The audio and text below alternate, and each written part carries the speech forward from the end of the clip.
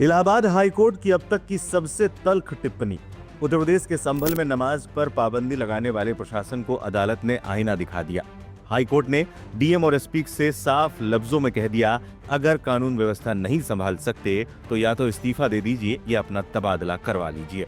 मामला संभल की एक मस्जिद में नमाजियों की संख्या सीमित करने का था।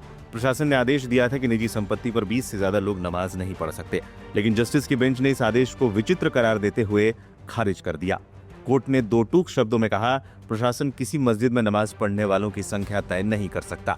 अदालत के इस फैसले के बाद सियासी पारा चढ़ गया है। एआईएमआईएम चीफ असदुद्दीन ओवैसी ने इसे स्वागत योग्य बताते हुए कहा कि यूपी पुलिस के लिए ये एक सबक है। ओवैसी ने आरोप लगाया कि यूपी में घर के भीतर नमाज पढ़ने पर हिरासत में लेना एक पैटर्न बन गया है। ओवैसी ने लिखा, इलाहाबाद हाईकोर्ट का यह फैसला स्वागत योग्य है, जिसमें निजी संपत्ति पर नमाज पढ़ने पर रोक लगाने के संभल पुलिस के विचित्र आदेश को खारिज कर दिया गया। कानून व्यवस्था बनाए रखने की जिम्मेदारी राज्य की है, न कि आम नागरिकों की।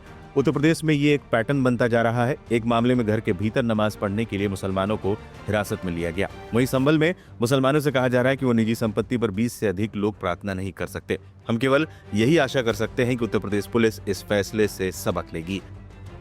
मामले पर सपा नेता अबू आजमी की भी प्रतिक्रिया सामने आई। उन्होंने कहा, इलाहाबाद हाईकोर्ट को इन्हें जेल भेजना चाहिए। हम इलाहाबाद हाईकोर्ट के फैसले का स्वागत करते हैं और उनसे निवेदन करते हैं कि वो ये भी आदेश दे कि जो भी व्यक्ति मुसलमानों को नमाज पढ़ने से रोकता है उसे कम से कम 2 से 4 साल की सजा दी जाए, क्योंकि ये हमारे मौलिक अधिकारों का उल्लंघन है।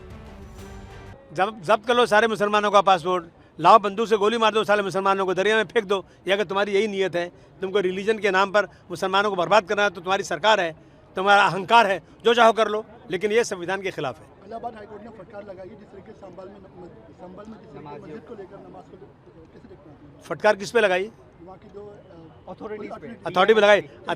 मैं इलाहाबाद हाईकोर्ट से निवेदन करूंगा कि सिर्फ फटकार काफ़ी नहीं है, ऐसे लोगों को जेल भेजिए और एक मैसेज दीजिए कि किसी ने भी नमाज पढ़ने पे कहीं रोक लगाई, कुछ किया तो उसको जेल होगी और 2-4 साल की जेल होगी, ताकि इस देश का अमन शांति बनी रहे। तो यहाँ पर सोमैया जो ये मुद्दा उठाते हैं, क्या आप भी यही चाहते हैं मुंबई? हम क्या चाहते हैं? हम चाहते हैं कि नमाज को लेकर हम चाहते हैं कि सब आप लोग, जब नमाज का वक्त एक सही टाइम पे होता है, नमाज का ऐसा नहीं कि 1:30 बजे टाइम है तो 5 बजे पढ़ लो, तो जहाँ आदमी रहेगा वहाँ नमाज पढ़ेगा।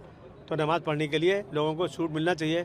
मैं अगर असेंबली में 1:30 बजे रहूँगा, नमाज होगा, टाइम होगा, तो मुझे असेंबली में किसी कोने खांचे में किसी कमरे में नमाज़ पढ़ना ही पड़ेगा। अगर मुझे रोकेंगे तो मैं समझता हूँ मेरे फंडामेंटल राइट पे आप डाका डाल रहे हैं। भाई, जिस तरीके से सोनम वांगचुक को उनका डिटेक्शन रद्द किया गया, जिससे उनको अरेस्ट किया गया, केंद्र सरकार ने रद्द किया, कैसे देखते हैं? नहीं, उनको पहले ही छोड़ना चाहिए था। उनके साथ बहुत ज्यादती हुई है। मैं समझता हूँ कि डॉक्टर राम मनोहर लोहिया साहब ने कहा था कि जब सड़क सुनसान हो जाएगी तो सांसद आवारा हो जाएगी। सांसद आवारा हो चुकी है। मनमानी जो है, ये लोग जो है मनमानी जो चाहे वो कानून बनाते हैं, जो चाहे जितना जुल्म ज्यादती करते हैं। लोगों को संविधान के दायरे में रह करके सड़क पर आकर के अपना विरोध प्रकट करना चाहिए।